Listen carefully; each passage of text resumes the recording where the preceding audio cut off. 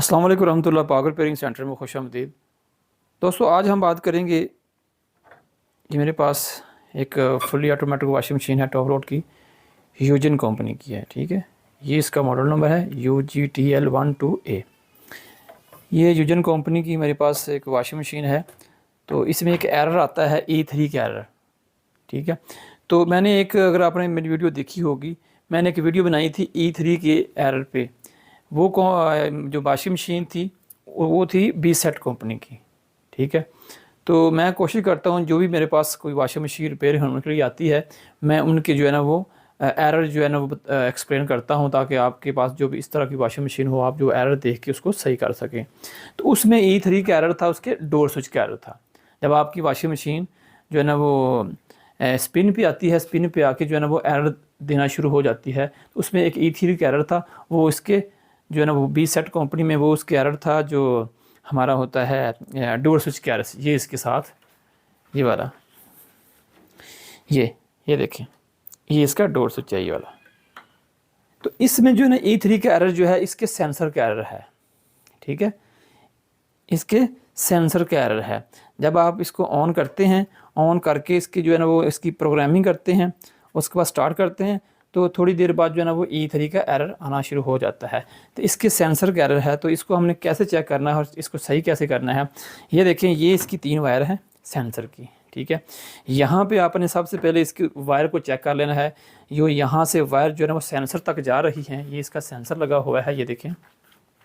ठीक है, ये देखें, ये वाली जो है ना वायर इसमें आ रही हैं। ठीक है, उधर से PCB में लगी हुई हैं। तो इसके जैक को आप चेक कर लें, यहाँ पर कार्बन आया हुआ है, इसको साफ़ करें।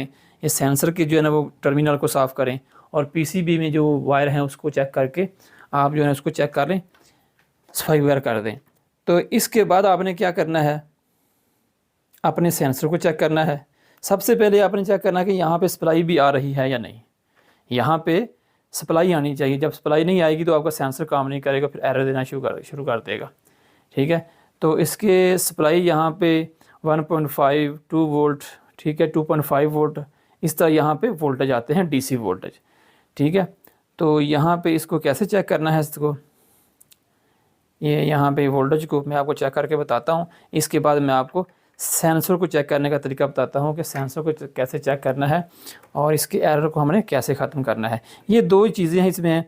यहाँ पे सप्लाई आनी चाहिए। अगर यहाँ पे सप्लाई नहीं आ रही तो आप अपनी PCB को चेक करें, यहाँ पे क्या प्रॉब्लम हो सकती है। वहाँ पे कोई इस तरह की वायर का मसला है, या वहाँ PCB ख़राब है, तो उसको रिपेयर करवाएँ, या अगर ख़ुद कर सकते हैं तो उसको जो है ना वो खुद ठीक करें।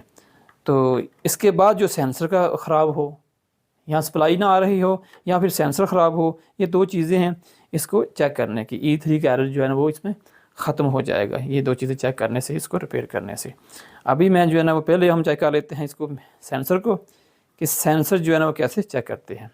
आपके पास क्लैम्प मीटर होना चाहिए। ये देखें, इसको हमने रखना है कंटिन्यूटी रेंज पे। ठीक है, ये देखिए कंटिन्यूटी आ रही है।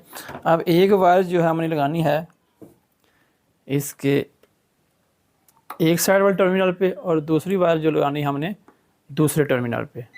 ये देखें, अभी आपको बीप की आवाज़ आ रही है, यानी कि हमने इसका कॉइल को चेक किया है। ठीक है, यहाँ पे कंटिन्यूटी आ रही है। हमने ये वाले टर्मिनल पे लगाया और एक साइड वाले टर्मिनल पे लगाया। ठीक है, दोनों में कंटिन्यूटी आ रही है। अगर सेंटर वाले पे लगाते हैं, ठीक है, सेंटर वाले पे लगा के और साइड पे लगाते हैं, यहाँ पे हमें कोई रीडिंग शो नहीं करनी चाहिए, यानी कि कंटिन्यूटी नहीं आनी चाहिए। देखें, जैसे यहाँ पे कोई चीज़ शो नहीं हो रही, ऐसे ही हमने इधर कर लेना है। यहाँ देखें, ठीक है, देख रहे हैं आप, कोई भी रीडिंग शो नहीं हो रही। तो इसका मतलब है हमारा सेंसर जो है ना फ़िलहाल ठीक है, हमारा सेंसर जो है ना वो ओके है। तो अब हम इसकी सप्लाई चेक कर लेंगे। ये तो तरीका था इसकी सेंसर को चेक करने का, सेंसर हमारा ओके है। अब हम इसको ऑन करेंगे, ऑन करने के बाद इसकी सप्लाई को चेक करेंगे, क्या हमारी जो वायर में सप्लाई आ रही है। बाज़ होता है कि वायर में सप्लाई नहीं आती, तब भी जो है ना वो एरर शो करता है। ठीक है, ये देखिए, अब मैं यहाँ से इसको, मैंने इसको ऑन कर लिया। ये देखिए, अब हम इसकी सप्लाई चेक करते हैं।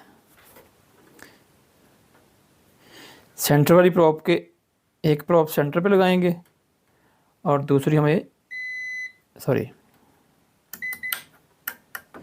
इसको हमने मीटर को हमने कर देना है डीसी वोल्टेज पे, ठीक है। तो एक हम प्रॉप जो है ना किसके सेंटर पे और दूसरी साइड पे, ये देखिए यहाँ पे 2.2 वोल्टेज हमें यहाँ पे मिल रहे हैं। अब ये वाली प्रॉप उठा के हमने इधर लेके आनी है, ठीक है। यहाँ पे भी सेम वोल्टेज मिल रहे हैं। तो इसका मतलब है कि हमारी सप्लाई आ रही है, सेंसर भी ओके है। अगर आपकी सप्लाई यहाँ पे नहीं आ रही, ठीक है, तब भी एरर शो कर सकता है E3 का। अगर आपका सेंसर ख़राब है तब भी जो है ना वो E3 का एरर आएगा। मकसद ये है, बात करने का मकसद ये है कि आपकी यहाँ पे सप्लाई भी आनी चाहिए, सप्लाई, और यहाँ पे इसके सेंसर को भी ओके होना चाहिए। अगर दोनों में से एक चीज़ का मसला है तो आपके E3 का एरर आएगा। यूजन कंपनी में मैंने आपको उसका मॉडल नंबर बता दिया है। दोस्तों ये थी आज की वीडियो पसंद आए तो वीडियो को लाइक करें, शेयर करें और चैनल को सब्सक्राइब करें। मिलते हैं नेक्स्ट वीडियो में।